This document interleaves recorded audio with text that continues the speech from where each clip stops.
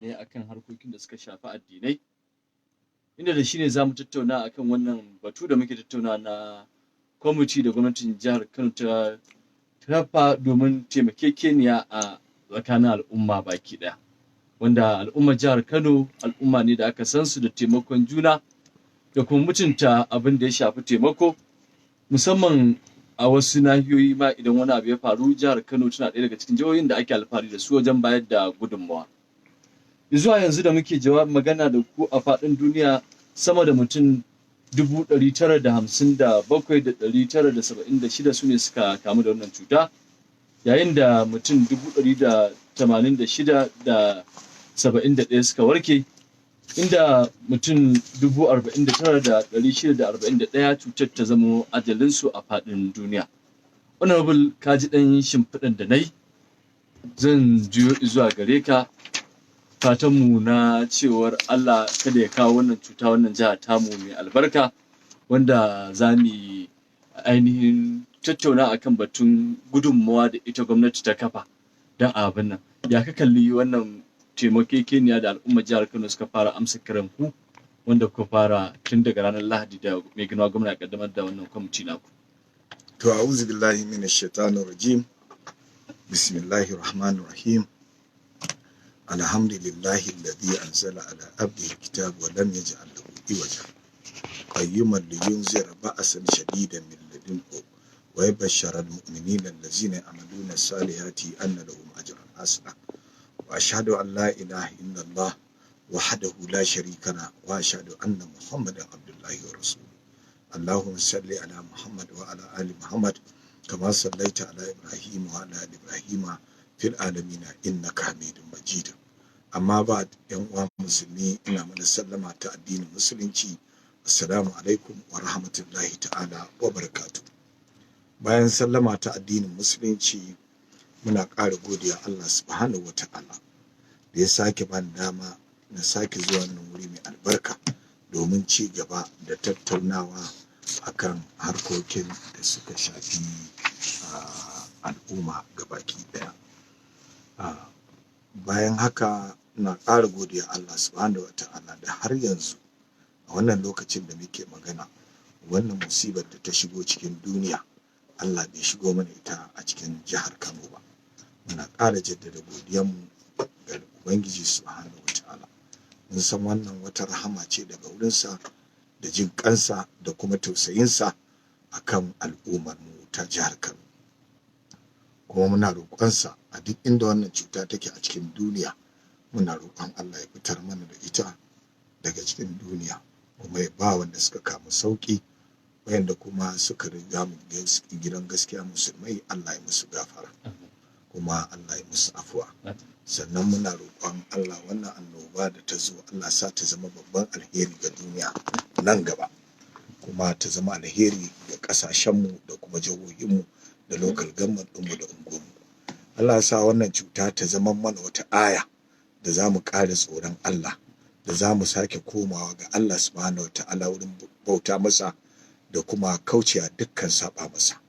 Kullum musulmi idan wata musiba ta zo, aya ya kamata ta zama masa domin ya koyi da ita, ya gyara halayensa kuma ya kyautata halayensa, ya ƙara kuma kutsawa wurin bautawa Allah. To wannan shine godiya ga Allah. Sannan kuma a halin da muke ciki yanzu, muna godiya al'ummar jihar Kano, 'yan kasuwarmu da talakawanmu, da maza da mata, da masu arzikinmu, da malamanmu, da ma'aikatan gwamnati, da kuma 'yan siyasarmu duka. Muna gode musu daga irin gudunmuwar da suke bayarwa akan wannan abu da Kano ta sa kwamiti domin samun nasara wurin samun yadda za a taimaka al'umma.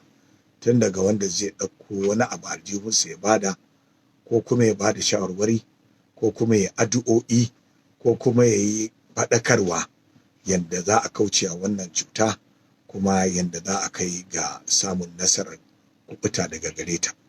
Mun gode wa Allah kuma mun gode a dukkan al'umma gabaki ɗaya. Bayan haka akwai al'umma daban-daban wanda suka ba mu gudunmuwa, wanda mun faɗe su a baya a wancan shiri da muka yi mun faɗe su, mai girma Alhaji Amin Ɗantata da sauran wato 'yan majalisunmu da sanatocinmu da ma'aikatan gwamnati da kwamishinoni da kuma ɗaiɗaikun mutane wanda suka kakkawo gudunmawa da bankuna da wanda suka kawo kayayyakin abinci da su kwai da komai, mun faɗe su a baya kuma ana ta faɗansu. To kuma sai ƙarin shi ma muna gode Allah da kuma al'umma da muka samu ƙari daga jiya zuwa yau, wanda muka samu ƙarin mutane da suka ƙara taimakawa, muna gode musu ƙwarai da gaske. Wasu za mu faɗa ne sunayensu ba don komai ba, don su san abin da suka bada ya zo zuwa ga kwamiti, ba faɗa za a yi ba. Shi mutumin da ya alheri shine idan ya faɗa da kansa ya yi riya, amma idan wani ne ya zo ya faɗi ga abin da ya aikata, to wannan yana da kyau, za a ƙara mai ƙwarin gwiwa na ya ci gaba da yi. Kuma wanda bai yi ba shi ma za a kirawo shi ya zo ya yi, kuma zuciyarsa za ta nutsu abin da ya bada an kawo. Wannan shi yasa za mu yi amfani da wannan damar mu karanta sababbi waɗanda suka kawo mana, kamar yadda muka karanta a baya wanda suka kawo mana, kuma daga baya za mu sake bada nambobin shi wannan account number wanda mutane za su ci gaba da bada gudunmuwarsu. Ita wannan gudunmuwa ya kamata mutane su kar su sa siyasa a ciki. Duk aikin da aka ce ya shafi al'umma kuma ya shafi Allah, to Allah ake kawo. Mutukar abu ya zo kai ba kuma ka ce za ka hana wasu su yi, wannan ka zama manna'il lil khair, wato mai hana alheri. Shi mai hana alheri baya nasara, shi mai hana alheri shaidan ne. Duk mai umarni da alheri to mutumin kirki ne, wanda ya umarni da sharri to shaidan ne, kuma shaidan baya nasara. Don haka ina kiran al'ummar jihar Kano da musulmi gabaki ɗaya da wanda ba musulmi ba, wato mu ji tsoron Allah. Wannan musibar da ta zo ta sami 'yan uwanmu a wasu wurare, dole mu tashi mu musu addu'a Allah ya fitar musu da wannan cuta. Mu da bata shigo mana ba, dole mu ma mu tashi mu ƙara godewa Allah da ibada da kauce a sabukansa da kuma sadake da kyautatawa, domin Allah ya ƙara kange mu daga ita wannan musiba. Amma idan kullun abu zai zo ya taimaka, kuma abin da za a duba, ko da cutar nan bata zo mana ba, a duba halayen da mutanen mu suke ciki. 'Yan kasuwa, ko ba a rufe kasuwa ba, ba a rufe hanyoyi ba, ba a rufe masallacin juma'a ba, ai baƙin da suke shigowa su yi harkar kasuwanci, hana su ai ta shafi mutane da yawa. Wani sai baƙin sun shigo sannan zai sami hanyar da kasuwancinsa za su miƙe. Ka ɗauki masu adaidaita sau, ai idan garin yana fal, ko da yaushe suna kan aikinsu, amma duba hanyar da baƙi suka daina shigowa, za ka ga adaidaita ma ya samu na kasu. Dubi kasuwar da yake baƙi ba sa shigowa, ita ma kasuwar ta samu rauni fiye da yanda lokacin da kowa da kowa zai shiga. Bayan haka ka duba masallatai, ko ba a ce ba an ce yi sallah da sauri a fita, ai da kana samun dama ka zauna a masallacin kai addu'o'i ka roƙi Allah ba, yanzu ka fita da sauri ma ai kai ma koma ba ne a wurinka. Saboda kuma a ce garinka wanda ake addu'a, ko ba kai ba wasu sun ma a ce ba a shiga masallacin juma'a a je a yi addu'o'in da aka saba yi, kai kanka koma ba ne a wurinka. To ballantana ƙasashen duniya, babban asara shine kar a shiga Ka'aba. Ka'aban nan wurin aminci ne, wasu in suka shiga za su roƙa wa duniya, cikin duniya kana ciki. Wasu in suka shiga za su roƙa a ƙasarka kana ciki. Wasu za su roƙa jiharka, wasu za su roƙa Allah janye masifa iri-iri, ya kawo arziki iri-iri. To idan wannan abun aka ce wurin da ake addu'an nan, yau Ka'aba inda za ka samu dama ka je Umar aka yi hajji, yau a ce wurin akwai fargaba ba za a yi ba, ai duk musulmi ya shiga wani irin tashin hankali. Don haka nake kiran al'umma su ɗauke hankalinsu daga mai da harkar nan ta siyasa, su daina sa harkar nan a cikin siyasa, domin mafiya yawan mutane wanda abun kila ba su da kishinsa bai dame su ba, ko kuma musibar ba su yadda ma da ita ba, to suna mai da abin kamar wasa, kuma suna mai da abin a siyasa. To yanzu kamar a ce abin da ake ganin duk duniya ya shafa, a ce an mai da shi abin siyasa, Alibaba. To ai wasu idan su rufe haske ba su hangen abin da ka hanga din da wallahi. Wasu ba za su ga ma duniyar ta shiga ba. Ɗauka ma suka yanzu wasu ci suka yi duniyar ma Yahudawa ne suka shirya wani abu. don a zo a cutar da musulmi. To idan Yahuda suka shirya wannan su hana kansu duk sukuni, su hana kansu duk irin abin da suke na nishaɗinsu, su mai da kansu cikin gidaje, harkokinsu su tsaya na duniya ga baki ɗaya banda na ƙasarsu, ina magana ƙarya a nan. Yanzu a ce an rufe mana wurin ibadu a duniya, wurin da muke kallo mai sallah ita ce ƙiblan mu, an rufe wuraren. Duk wannan ya zama wasa, kuma mutanen da suke mutuwa a wasu ƙasashe ana gani, duk wannan ya zama wasa. To amma mutanen da suke wannan tunani wallahi su ne za ka cika da mamakinsu. Shin wannan wani irin tunani gare su? Wace irin basira ce wannan? Duniya ta ɗauki abu lokaci tun da Allah ya halicci mu mutanen da muke raye a yanzu, duk duniyan nan yanzu ba wanda ya taɓa ganin irin wannan abin da ake gani. Duk duniya ba wanda ya taɓa ganin an rufe duniya. Wannan fa duniya aka rufe. Duk da an yi yakin duniya na ɗaya da na biyu? Yakin duniya na ɗaya da na biyu ai da ya shafa ne can. Amma ka duba yadda kowa ke rufe abubuwansa, kowa kulos ya rufe. An rufe masallatai da wurin ibada da kasuwanni da waye na duniya. An hana zirga-zirga cikin duniya. An hana shiga duniya. An hana duniya ta shigo ma. Kai an hana ka shiga duniya. An hana ka je wurin da Allah ya ce ka je kai ibada. In ka shiga Allah ce duk wanda ya shiga a Ka'aba Allah ya amince masa, an hana ka zuwa. Masu ƙananan sana'o'i a cikin duniya an hana su, mutane duk suna kulle, dan mu ba a kulle mu ba. To wannan nake ganin kuskure ne dan adam ya mai da wannan abin siyasa. Kuma yanzu a wannan addu'o'i da ake yi, ai bai kamata ma mutum ya ɗauki abin don ba shi bane da ya ragama. Wasu gigitar su, wasu burinsu ai gwamna Ganduje ne yake kan mulki yanzu, saboda haka duk wani abin da ya shafi Kano gani suke kamar Ganduje ma ya shafa. Wannan babban kuskure ne. To ai shine jagora, din da shine jagora. To amma ko da jagora ne, idan wani bala'i ya shafi Ganduje ne Kano shi kadai da iyalansa. Yanzu duk aikin da Ganduje yake a Kano na alheri shi kadai yake amfana. Shi kadai yake amfanarsa. In abu ya zo mara kyau, in ya samu Kano, Ganduje kawai zai samu shi kadai banda al'umma. Amma mutane sai su mai da abin siyasa, su mai da abin hasada, so suke ma wannan abin gani suke kama wata faduwar rashin nasarar gwamnati ne in aka samu wannan. Hatta na kwamitin fa da aka kafa, kana ji mutane ca suke kar a bada kuɗi, kar ku ba su kuɗi, kar a taimaka. To in an bada kuɗin, Ganduje ne zai je so masara, ya so shinkafa, ya so taliya, ya so ya kai gidansa a ci. Ganduje ne zai sai kwai da waye ya ci ko iyalansa. Wannan abin da ba a gane ba, ita wannan annoba da musibar nan, wato ana tanadi ne. Wannan kwamiti da aka yi ba fa masifa ba ce ta shigo a Kano, amma tsoron kar ta shigo ba a shirya ba.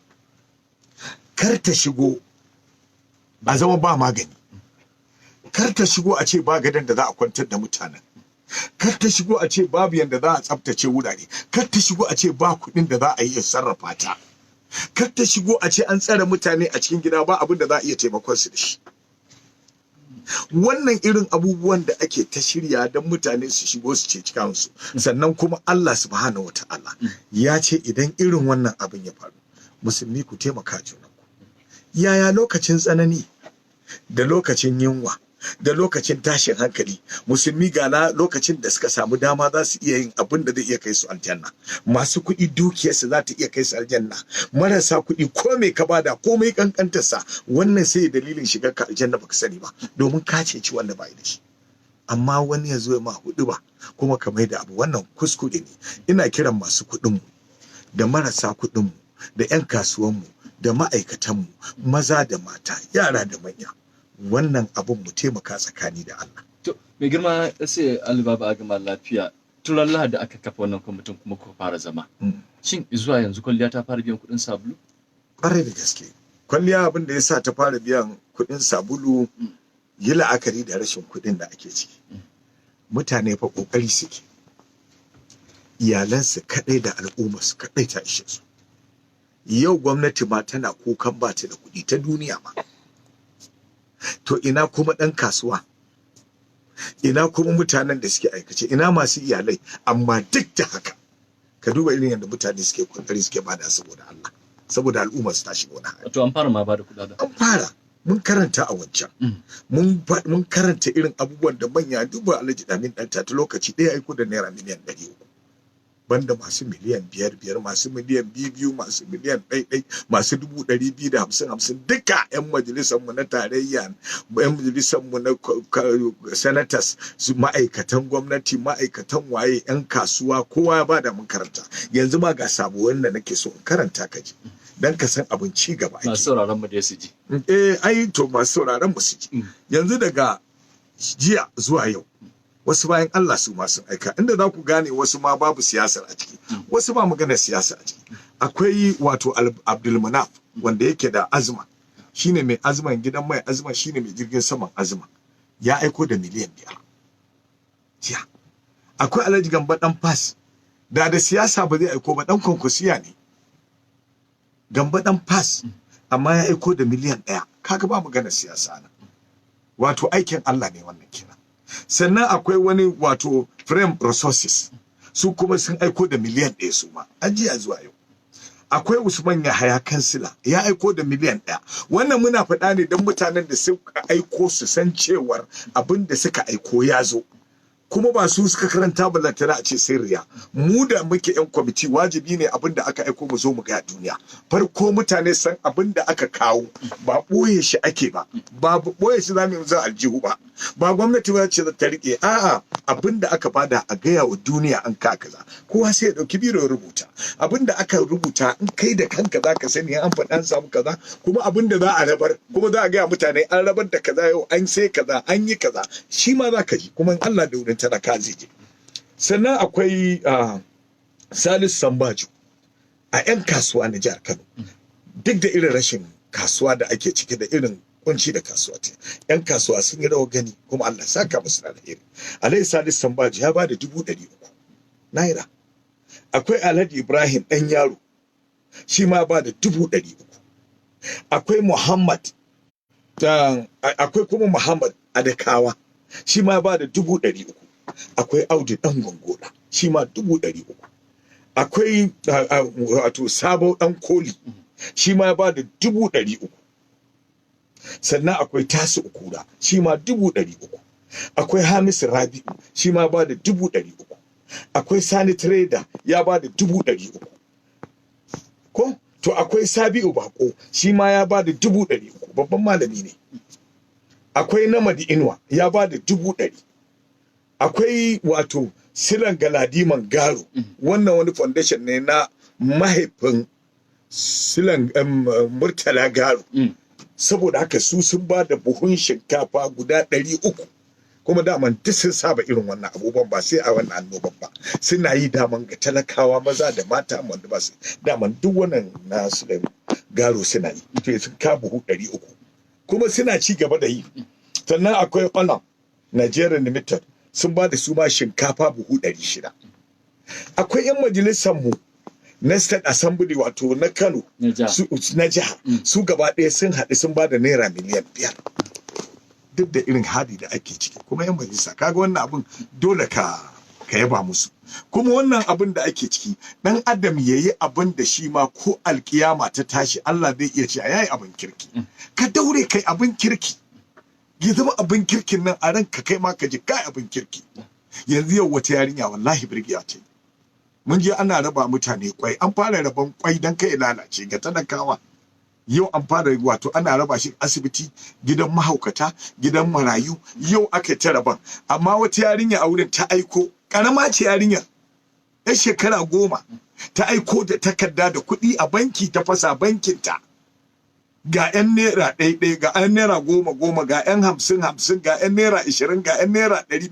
haka yarinya ta tara 5,000 ta fasa bankin yar karama yarinya shekara 10 ta ce a kai wa ganduci wato wannan kenan yana nuna wa duniya cewa mai naira 5,000 ko wanda bai kai haka ma zai iya kawo wannan kwamitin kenan har da mai naira 10 ma a cikin banki yanzu da aka kai 10 naira 10 ai wani naira 10 ma a daraja ce a lokacin Annabi sallallahu alaihi wasallama akwai taimako da ake nema irin wannan abin da ya samu wani cayi da binar sa kwaya biyu ne yace da Annabi ga guda daya aka ansa aka sa dabino biyu Annabi yace ka ya ga bada kwaya daya bada aka sa to wannan yarinya ta bada wannan kuɗi 5,000 ta ce a ba ganduje da takarda gashi kuma in Allah da bi iznillahi ta'ala muna son wannan yarinyar dan ta zama aya za mu ɗau hoton kuɗin, za mu ɗau hotonta, in kuma za a tura duniya Allah da a gani don ai koyi da ƙananan yara suka aiko.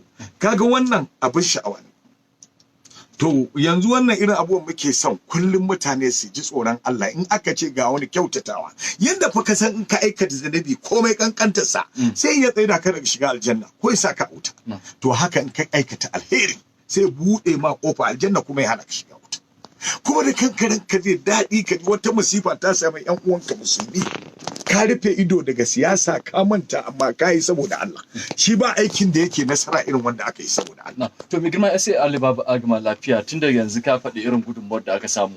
Zan suka gaya wa masu sauraron mu irin asusun ko kuma sunan asusun da kuma yanda za su ba da gudunmawar su ko da yanzu suna jin mu za su iya taimakawa a daidai wannan lokaci. To mun faɗa wancan, yanzu ma za mu sake faɗa.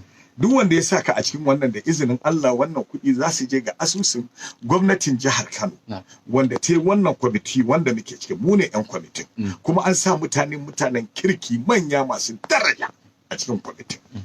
A ciki fa na gaya muku, a ciki fa akwai ɗan Amin ɗan tata na cikinsa, Taji na cikinsa yana ciki, shine ɗan ko ciyaman. A ciki fa akwai Aliko Gwate wanda Salisu Sambaji shine wakilinsa a cikin kwamitin. Biloniya ne. Akwai Abdulsamad ɗan gidan Isiyaka Rabiu, biloniya ne, yana da wakilinsa a ciki, duka a cikin wannan. Banda manyan mutane, malamai manya, profesoshi daga university, mastajirai a cikin jihar nan, manyan ma'aikatan gwamnati, duka an sa su a cikin wannan kwamiti. Saboda haka kaga wannan mutane ya kamata su duba wannan abin, su daina ɗaukan harkar siyasa. Ba mu ƙi ku yi siyasa ku ba, amma akan wannan a tara, in mutum ya sako mana siyasa to mu siyasa dama mu a cikin mu ma sai mu saka mai siyasa, amma akan wannan a ɗauke siyasa da ka bada taimako ka bada saboda Allah. Amma da ka soko siyasa ka zo ka ce ganduje kaza wannan kaza ba ma saran da wurin ka, ba ma ci ka ne ka faɗa, mu ma mu zo mu faɗa, muna nan a wannan bangaren mu ma. Yanzu asusun da muke so mu ji mai girma ya sai. To asusun ga nan bassa a bankin UBA ne. Bankin UBA ne. Na wanda aka ce su ma sun bada gudunmawa. Su ma sun bada miliyan 28,500 mun faɗa tun wancan. To yanzu wannan bankin UBA wanda shi ne ya bada yake tara mana wannan kuɗi. Akwai namba kamar haka. Wato 1 0 2 2 7 5 1 7 8 5 10 22 75 17 18. Wato a ruguje ɗaya sifili. Ya shi ne dan faɗe ta. Na. Zewa. Shi ne wato ha'ilo ɗai. Shi ne dai na sake faɗa. 10 22 75 17 85. Da Hausa shi ne ɗaya sifili biyu bakwai biyar ɗaya bakwai takwas biyar. Sunan asusun. Sunan asusun wato shine Kano State COVID-19. Sport ko? Kano State COVID-19 sport. Shine. Saboda haka duk wanda ya sa wannan kuɗi a can, a kowane banki kuma UBA, duk inda ka sa zai je. Idan kuma ka tafi magunin kwamitin, ka shiga ka samu ciyamomin inda ake yi, to za ka iya zuwa wanda in kana ganin bankin ya ma nan ka je ka ba kwamitin, su ma za a zo bankin yana nan za a ba su asa, kuma za ka ji sunanka. Za a baka tela kuma. Dole za ka ji cewa wannan kuɗin da ka bada ya je, inda kanka ne daman ka je, to kaga shi kenan ma ka isar da abin, zuciyarka ta nutsu abin da ka bada ya tabbata. Akwai yau ina zaune, akwai Alhaji Dan Mandarogo. A cikin ya zo jin abin nan, yana jin irin abubuwan da ake hirar da 'yan jaridu da aka take mika 200,000. Shi ma ta shigo da yau Alhaji Dan Mandarogo ya ba da 200,000 ta sallaka da ba ajalan ba a hannu. To saboda haka ga irin wannan yana da kyau. Muna roƙon Allah ya sa wannan cuta ka ta tasiri a kan. Na, to kafin mu je ga masu sauraron mu, duba da cewa za mu ba wa masu sauraron mu dama su taɓa alli da mu. Garin Kano gari ne mai faɗi. kasantuwar cewar an ce akwai kayayyaki na masarufi ko kayan abinci da za a iya kawo wannan kwamiti.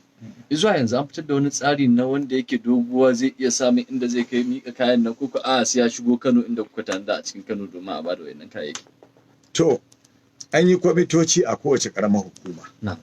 Na kamar ƙaramar hukuma wanda su wannan su za su tuntuɓa a kai duk inda aka bada za a kai. Akwai kwamitoci ƙarƙashin shi hakimi na kowace ƙaramar hukuma. Akwai chairman na ƙaramar hukuma. Akwai kuma speaker na ƙaramar hukuma.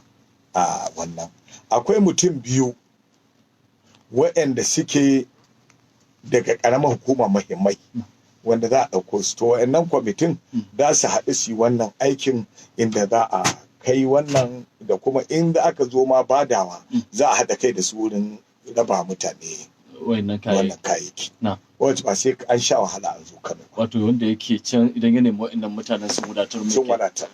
To kuma wanda yake cin Kano fa akwai sto ɗin da aka ware na a kai waɗannan kayayyaki ko a babu gidan inda secretariat da wani kwamiti yake zaune a nan za a kawo kayayyakin. Shi ma akwai. Akwai sto ɗin mu a yanzu guda biyu. Amma ba su kenan ba sai mun ga wayannan sun cika fal za mu sake ba da su. Akwai wani a Maganda Road.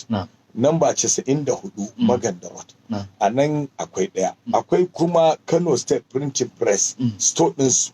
To su ma a nan muke tattara kayayyaki yanzu ma mun fara tattara duk wannan kayan abincin da aka fara bada mun fara kai su. A wancan karan na faɗi wata mata ta bada shinkafa, ta bada biskit, ta bada taliya, to ba mace bace. Yawa to saboda haka shine gyara. Waye ke ne ya bada? Wani kamfani ne ya bada. Kamar kamfanin Kaura ne, Kaura biskit. Kaura ne suka bada sai muka manta ni sai muka ce wata mace. Wanda ya zo mana da labarin ne Mr. Kwamiti sai ya ce wata mace. To mu kuma sai muka fita tunda ban faɗi sunanta ba kaga wata mace muka ce ban ma san sunanta ba. To wannan kuskure ne ba wata mace bace kamfanin Kaura ne. Yawwa. To ba sauraro shiri na musamman kuke saurara ta nan gidan rediyon Rama farin cikin al'umma inda muka karbi bakuncin Honorable Ashek Ali Baba Agama Lafiya wanda shine mai ba gwamna shawara akan harkokin addinai kuma ɗaya daga cikin 'yan kwamiti na wannan neman tallafi gami da isar da su ga al'ummar jihar Kano.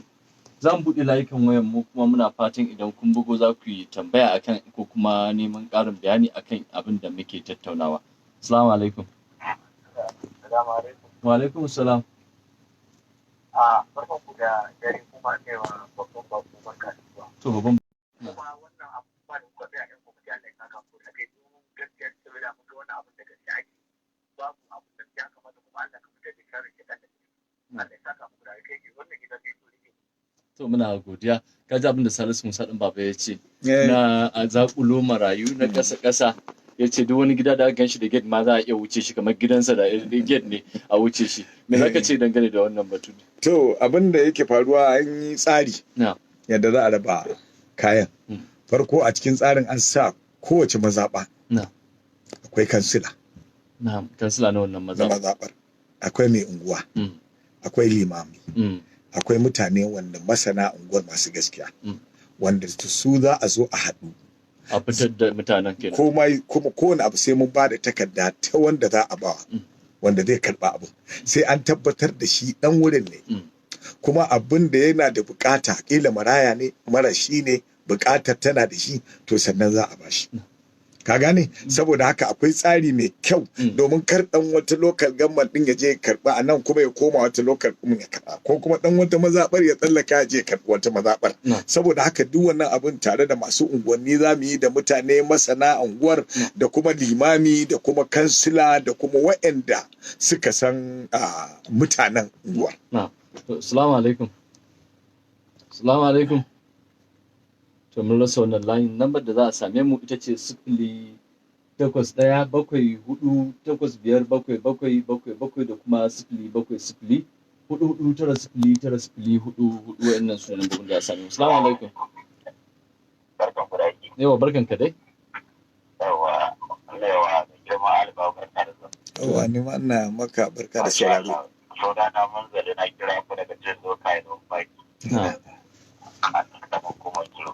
na'am To gaskiya na ji duk kusan bayanan da aka yi, amma da Allah ina so a ƙara kyautata tsarin yadda abin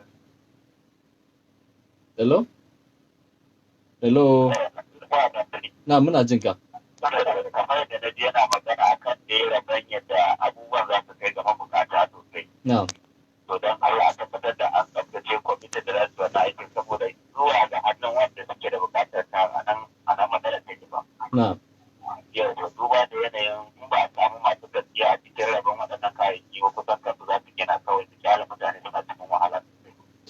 to muna godiya sai zai ƙara haske na san kuma yanzu ka faɗa ka ce ga irin mutane da limami da kuma mai unguwa da sauran wasu amintattun mutane ko ba su kaci da su so idan aka samu korafi na'am cewa an samu wani kuskure a sanar da kwamitin cewa ga wani abu da ake ba daidai ba ana ba wanda ba cancanta ba ko an hana wanda suka cancanta kwamiti zai dau mataki wannan kwamitin zai dau mataki wanda aka sa su kula da abu kuma ciki har da face a man na ga muku da hakimi da kuma speaker da kuma manyan mutane guda biyu daga lokal gama su in aka yi musu abin ƙara to za su gyara wa'annan mutanen da suke yi ba daidai ba. Na, to muna godiya kuma kamar yadda aka sani muna tattaunawa ne da SA Alibaba Agama Lafiya akan wannan batun neman tallafi kuma muna so mutane domin a shigo a ƙara ba da gudunmawa don ganin taimaki al'umma jihar Kano. Assalamu alaikum.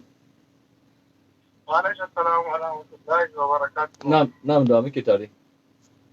Muna magana da Alhaji Haruna da Kanan bakin kwatan kaso kuma ko ina da baki shawarar da a kyautata hanyar da za a bi wajen wannan raba abu don an gama karashi yadda zai yi na zuwa da mabukata kamar yadda ya kamata. Na'am.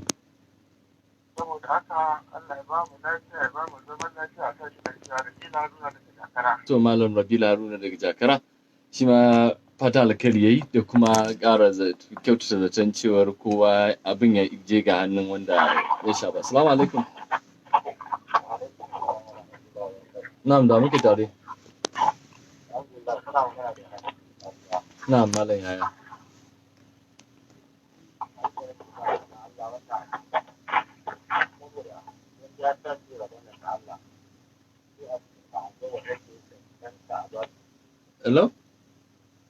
Hello? To ba ma jin Malam Yahaya daga Assalamu alaikum. Wa alaikum salam. Ni ne na alƙiyar kuma tambaya na shi ne. Kamar yadda aka samu wannan tallafi alhamdulillah ga shi na mutane sun an ta kira ana ta ba da tallafi ya ta ko'ina. Ana samun kuɗaɗe da kayan abincin ma ga shi na da a yanzu an samu kayan an samu shi kuma guda Na'am. Na'am. Kuma ga kuɗaɗen ma alhamdulillah ana samu. Tambaya na a nan shi ne yadda tuba da yadda ake ciki ana cikin wannan meeting da bai yanzu. Wanda lokaci suka wani wanda ta za su fara rabawa.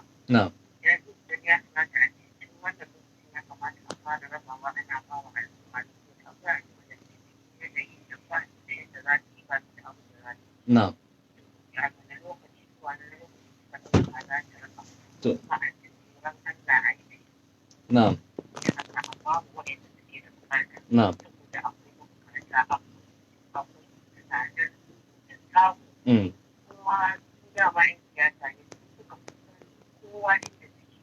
Saboda suka inda suke zuwa tare har ta wancan bangaren. Na'am. Zai wahalar Na'am. za su yi kashe mutane su ba su abin da ya kamata ba. Na'am. Da haka a duba Allah a duba manzon Allah a yi To muna godiya.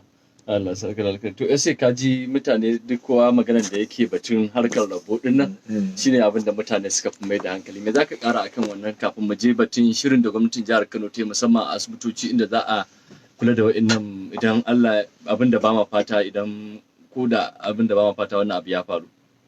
To kamar yadda take faɗin cewar yaushe za a fara farko kwamitin nan bai gama ma aikinsa ya miƙa gwamna rahoto ba. Na'am. Kuma kwana nawa aka baku? An ba da kwana 7. Idan aka gama shirin aka gama rahoto aka ba gwamna rahoto to daga nan kuma gwamna zai san tsarin zai sake ba wannan kwamitin dama ne su zo kuma su raba lokaci kaza ko kuma a'a shi zai dauki wani lokaci kuma ya sa domin kuma ai shine gwamna aikin wannan kwamiti shine yanzu ya tattara ya faɗi sakamako in aka zo kuma a raba har da a raba har an ba da aiki amma ba aikin kwamitin bane kuma ya sa rana amma gwamna ne yake da ikon ya sa rana wadda kuma za a zo a ci gaba da bara ta yi iya wannan kwamitin ne za a ba da masu raba ta yi a ƙara yawan mutanen ta yi kuma a rage a duba cewa yadda za a raba wannan kuma duk yana wurin gwamna gaskiya na to kasai hali baba a gama lafiya yanzu ka kalli mutane tsoron da sai kun duba a wannan kun duba kaza wannan shi kake gani gwamnati ta yi akan irin wa'annan abubuwan ko da abin da ba ma fata din ya kasance to shine ake cikin shirin yanzu kaga a cikin shirin da ake ciki yanzu akwai Aliko Gote ya ce zai ajiye gado guda 600 za a ajiye su a sa musu dukkan kayan aiki da maganunuwan da za a kawo domin kula da su kaga wannan shiri ne babba kuma yanzu ma duk an fara shirye-shirye na biyu gwamna ya ce duk ma'aikatan ma da suka ritaya na lafiya duk su zo su yi aiki na tsakani da Allah na sa kai domin in an samu ɓallewar cutar a taimakawa da ba ma zaton ma za a samu da izinin Allah. To amma shirin ko ta kwana ne. Wannan ana yi ne idan wani abu ya to saboda haka in bai faru ba kaga duk wannan ba za su yi aiki ba. Gadajen ba za su yi aiki ba, maganunuwan ba za su yi aiki ba. Ka gane? Saboda ba za a yi amfani da mutumin da yake lafiya a bashi magani. Abin da zai aiki ko da cutar bata balle ba shine kayan abinci da kyautatawa.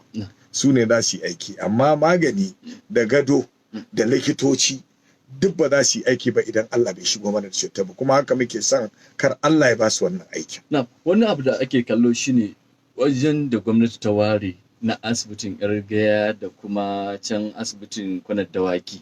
Ya ka kalli wa'annan asibitocin wani irin tantan da kai a wannan asibitocin? To wannan daman na ajiye wa'anda suka kamu ne. Ba wani na ɗauka aikin wannan kwamitin da kake faɗa ko na gwamnati duka gaba ɗaya. To ai gwamnati tuni ma ta tanadi wurare ba wai kuma na wannan cutar kawai ta zo ta tafi shi kenan ba. A'a wannan wuri ne na dindindin duk wata annoba da ta so. Tun Allah da za a taimaka mutane a wannan wuri a kula. To yanzu na so mutane da za su yi wani abu don wato in suka yi da izinin Allah sai sun ƙarawa Dr. Abdullahi Umar Ganduje addu'a. Don Allah su je su ga wuraren da aka tanada din nan su je su ga inda gwamnati ta tanadi wurare su Yargaya din nan su waye duk su je idan su ya nuna su je ziyara. Kana ganin za su ga irin abin da suke gani a duniya? Wallahi wannan wurin da ake kai aka nuna ma shi a talabijin ko a waya ba za ka ɗauka wurin asibiti na wannan ƙasar ba ne ba za ka ɗauka haka ba. Ganduje fa billahi wa rasulihi ya cancanci addu'ar al'ummar jihar Kano. Mutumin da yake tashi ya hana a shigo da cutar ta bangare labari kawai aka ba shi cewar ana shigowa amma ya tafi da kanshi ya je ya tsare ya hana shigowa ba kaga yadda yanzu kuma al'umma sai sun zama masu kishi domin mun samu labari cewar marasa kishin al'ummar jihar Kano marasa tausayi marasa kirki suna ba da dama a shigo jihar Kano daga wasu jihohin wasu ma wai a babur suke goyo wasu su shigo da su ta cikin gonaki ko ta wani hanya satacciya wasu kuma a biya ake yi a saki hanyar a shigo. Don haka nake kiran al'umma masu tsoron Allah masu kishi idan sun ga irin wannan abin lalle su sanar da hukumar da take kusa cewar ga wani abu da ake ana shigo da wa'anda ba 'yan jihar nan ba domin kar a zo a jefa mana bala'i. Sannan ina roƙon gwamnati ta ƙara bada nambobi na waya jami'an tsaro manya na gida shugabanni su ba da nambobi na waya idan aka ga irin wannan ai sauri a gaya musu kuma a gaya musu wurin domin su toshe wurin. Ganduje ba zai kashi da yawa ba yanzu Ganduje in ya je boda Katsina to ta Abuja fa in ya je boda Abuja to ta Maiduguri fa in ya je bodan nan to a bodan mu ta tsakanin mu da Nijar ko abin nan bodojin da yawa ba zai kasi da yawa ba amma abin da zai magance wayannan abuwa sai mutane sun saki shi sun hana abin, za a shigo da wasu motoci su hana a juya kamar yadda gwamna ya je ya hana aka juya da motoci. To su ma al'ummar da take wannan yankin in sun gani to a juya a koma. Idan jami'an tsaro suke gani sun ƙi yin wani aikinsu to su buga iyayen gidansu dasi. Idan kuma jami'an tsaron su kuma su ne mutane suka fi ƙarfinsu suka mai da abin sana'a, to su ma jami'an tsaron su gaya iyayen gidansu kuma su gaya hukuma cewa ga abin da ga ciyaman kusa, ga ga kansiloli kusa. Idan aka haɗa kai da su da izinin Allah za a sanar da abin inda za a daƙile shi, amma ba zai daƙile fa sai mutane sun saki shi sun tare wuraren, sannan abubuwa za su kasance an daƙile shi. Wasu na ganin cewa duniya ta mai da hankali akan ganin taimakekeniya tun daga kan shugabanni har zuwa kan ma'aikata da wasu masu sana'o'i daban-daban. Kamar yadda ka fara faɗa cewa ga 'yan majalisa sun ba da gudunmawarsu. Ana ganin a wasu ƙasashen shugabanni sukan haƙura da albashinsu. Ɓangaren ku na 'yan siyasa, ma'aji kun ce ga naku barkuna ko tukuna na nan tafi. Mun faɗa tun shekaran jiya mun faɗa. Mu kaman da muke akwai kowa a cikin wanda naɗaɗɗu sun ba da rabin albashinsu. Kamar da yadda ake yi. Kaga kwamishinoni sun ba da rabin albashinsu. Mu advisors mun ba da rabin albashin. Advisors SA ma na ƙarƙashin ƙasa da wasu ma sun ba da. MD sun ba da. Jam'iyyu shugabannin jam'iyyu sun ba da. Ga 'yan majalisu sun ba da. Kansiloli ma su ma suna tafe. Amma da yanzu ma ina jin ma kamar sun yi ma. Domin na ji shi mai girma Sulan Garu. Murtala Sulan Garu. Ina mantawa in ce Murtala Sulan Garu, ko da yake na da kyau a kirawo ɗa da sunan ubansa. Ni kai na nan da sunan ubana ake kira. Ina jin daɗi a kirawo ɗa da sunan ubansa, alfahari ne. Domin wani bai da uban ma da zaka kirawo shi da sunan mahaifinsa.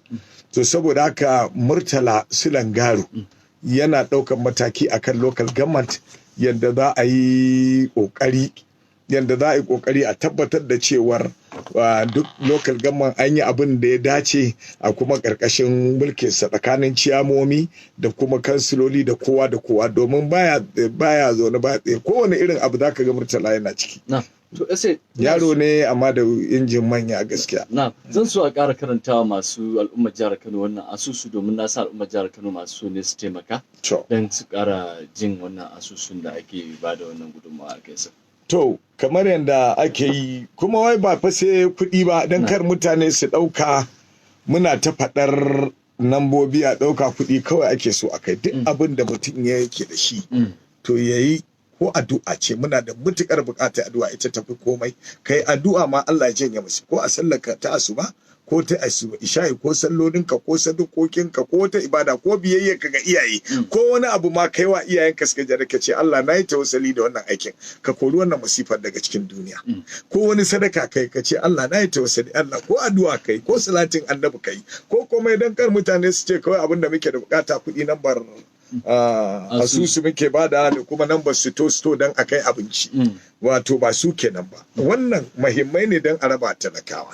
To amma ita ma addu'ar idan aka yi ta za ta iya rawar matsalar, kuma talakan ma maimakon abincin sai Allah ya bashi daman ma ya nemi abincin, Allah ya je nemo, Allah ya sa mai albarka. Maimakon ya zauna ana bashi cokali ɗaya sai Allah ya bashi buhu ɗaya, maimakon buhu ɗaya sai Allah ya bashi buhu 100. To Allah ya ta addu'a sai ya warware matsalar ma da suke cikin talakawa, sai ya buɗa musu, ya warware matsala. Cututtuka ma ba sai wannan ba, wanda suke kwance asibiti ma dalilin addu'a sai wasu cututtukan ma da su sauka, typhoid ne, zazzabin malaria, komai sai fice saboda addu'a. Muna buƙatar addu'a matuƙa da gaske, musamman a gwamnatin mu ta jihar Kano. Muna roƙon addu'a ga mai girma gwamna Dr. Abdullahi Umar Ganduje, Allah sa ya gama mulkin nan lafiya. Muna roƙon jama'a ai ta masa addu'a, mutumin kirki ne mai san al'umma, dubi yanda ya tallafa abin nan sau da kafa.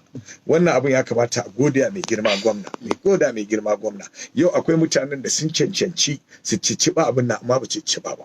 Akwai mutanen da ya kamata a ga sun kawo gudunmuwarsu a manyan Kano wanda su ne za a yi takama da su, amma har yanzu babu gudunmuwarsu, babu jajensu, babu taimakonsu. Suna nan kuma su ne yanzu ake buga kirji ake cewa manyan Kano, su ne manya. Amma dubu shi da ya mai da hankali kai, kuma yanzu idan aka tashi da wani abu ne gwamna ya yi na gazawa, da yanzu su ne za su fito rediyo suna bibiyan awa 2 suna ta akan gwamna. wannan kuskure ne, wannan ba daidai ba ne. Yanzu misali gaskiyar labari ba zan gushe ba, sai na ƙara jan hankalin mutanen da suke kushe wannan abin. Kushewa suke dan jama'a su san waye su suke biya kuɗi, suke biya a rediyo su kushe wannan bankin da ake tara kuɗi, su kushe al'amuran, su lalata shi, ba sa ba da gudunmawa ta baki, ba sa ba da gudunmawa ta dukiya. Wajibi ne ba za mu sai mun musu gori don su ji tsoron Allah su gyara, musamman Rabi'u Musa Kwankwaso. Anya ku a ce na kushe? A'a ba kushe, ai shi nasa ma ya fi kushe gaskiyar labari. Kaga Rabi'u Musa Kwankwaso masifin nan ta faru a cikin duniya, amma ko sau ɗaya ba inda aka je harshensa ko a jarida ko a Facebook ko a rediyo inda ya ce Allah ya sawaka kawai. Babu, za ka ji a duniya bai wa duniya wannan jajen ba, a duniya bai wa Najeriya ba. Kano Allah ya janye mana wannan masifar a jihar Kano, shi dan Kano ne, iyayensa duk suna Kano da ƴan uwansa da danginsa da yaransa ƴan Kwankwasiya, amma ba inda Rabi'u Musa Kwankwaso ya fito ya ce yana wa Kano state murna wannan masifar ta shamu Kano. Amma da kuskure muka samu, ina jin abin da yasa nake goranta wannan, domin su ko saji yanzu da wani abu ne da yanzu ya kafa gidauniyar da wani abu ya kafa gidauniya ce menene Kwankwasiya me foundation a tara mai kuɗi, amma yanzu da kishi ba zai sa gandu Kwankwasiya gidauniyar nan a tara wani abu ba, a sa a wannan banki. Ina ba siyasa ba ce. Ka sani ko suna yi a ɓoye ne ba su fito fili ba? Duk wa'annan mutane a ɓoye suke, sallah ma ba a yin ta ɓoye, duk azumi ma ba a yin saɓoye, haji ba a yin saɓoye, zakka ba a yin taɓoye. Don me za a ɓoye? Duk mutanen da suka ba da dukiyarsa ake ta karanta sunan saɓoye ne? Idan zai zo ya ganduje, in zai zo wannan abin da zai ce ya kai yara makaranta ya buɗe nan ya bude a ɓoye ke yi, ba zuwa yake ci a gidauniya ga nan ba a zo a sa masa kuɗi a gidauniyar wane ne Kwankwasiya foundation ba? Kamata yi yan Kwankwasiya a ce akwai group na Kwankwasiya sun tara kuɗi ko ba su kai wa kwamitin ba, a ce sun siyi wani kayan magani ma za a sha magani ko wani kayan abinci su bada, ba maganar siyasa ba ce. Idan wannan idan ba ka ganin cewar yanzu ba gwamnati a hannunsu ko wani abu makamancin wannan, yanzu duk wanda suke bada kuɗin nan gwamnati ce. Kana jin yarinya ta fasa bankin ta bada 5,000 karama ya shekara 10? Ai magana ce ta yanzu wannan rediyon Kwankwaso yana da bakin da zai iya kwantar da hankalin mutane ma kan su ji daɗi, ya murna a Kano a ji daɗi, ya ma ce a taimaka, ya magana, amma wannan kalmar tasa ko kwaya ɗaya wallahi ba inda aka ji ta. Amma yanzu ba biyan gidan rediyo suke ba su zo su kushe kar a bada wannan taimakon, kar a ba Ganduje yana kaza yana kaza. Abin da yasa na fito ne faɗi wannan domin su daina irin wannan ba siyasa. Yanzu ba gaban dan fas mun faɗa ba, ai gamba dan fas mun faɗi shi, amma madadin kansa da ya zo bai magana mana maganar Kwankwaso ko na ba, ya san magana ta addini ce, magana ta al'umma ce, babu maganar Kwankwasiya ko ni Gandujiya ko na ba maganar Kirista ko Musulmi. Haka ya ɗauko wannan abu ya bada. Dan haka muke musu gori, lalle sai sun ji tsoron Allah sun ɗauke siyasa akan wannan. Yanzu ba inda zaka ji dan Kwankwasiya ya faɗa alheri akan wannan abu, saboda madugunsu bai zo ya yi wani abin da za a yaba masa ba. Lokaci ya yi halinsa, ban sani ba cikin minti ɗaya da me za ka gargare? Ai wannan abin da zan karkare da shi shine gargaɗi ga Kwankwaso. Yanzu ko mai martaba ya zama gargaɗi kuma? Gargaɗi da shawara, ko shi mai martaba da aka ji da yake yanzu mai martaban ma da ya tafi shi kansa sun Islami da Sunusi, shi kansa ba mu ji maganarsa ba. Ga shi malami, ga addu'o'i. Ya kamata Kano gaskiya fa sai mun wa manya gori, sai mun wa manya gori sun shigo fa, ka gane, sun zo sun faɗi wani abubuwa da zai kwantar da hankalin mutane, kuma sai mun ga gudunmawarsu a wannan kwamiti. Amma ba ka kawo komai ba. Manya ne kuma aka tayi ku ce ku ne da jama'a Kano, ku ake so, ku ne masu farin jini, ku ake bi. Gaskiya wannan ba ma son wannan. Mu abin da muke so, duk wani babba wanda ya isa babba, duk wanda zai ce shi takama yake, to wannan lokaci ya kai ya tausaya al'ummar jihar Kano, ya kai ya murna ga jihar Kano. Daga ƙarshe ina roƙon Allah subhanahu wataala ya taimaki mai girma Dr. Abdullahi Umar Ganduje, ya ƙara mai ƙwarin gwiwa, ya ci gaba da wannan aiki, ya ci gaba da ƙoƙarin da yake, ya ci gaba da yawo, ya bunka, ya je tattoshe duk inda za a shigo mana da wannan cutar, kuma duk inda zai ƙara nemo kuɗi ko ta baki ko ta takarda ko ina ne aika a shigo da taimako a taimaki al'ummar jihar Kano, kuma ya ƙara matsa ya ga cewa daga gwamnati shi ma ya fito da wani abu babba mai gwaɗi ya saka a cikin kwamitin nan talaka su abin nan. Sannan abincin azumi wanda ya sa yake ciyar wannan ya ƙara ninka shi a ciyar da talakawa duk abin da yake na alheri ya fita. Saboda haka da ƙarshe zan ƙara maimaita wannan lambar da Allah jama'a ku ƙara saurarawa. Wannan lamba ta akwatin ta yadda za a je a asusun nan akwai a UBA ne, bankin UBA, sunan wato account din Kano State COVID-19 spot. Saboda haka nambar ita ce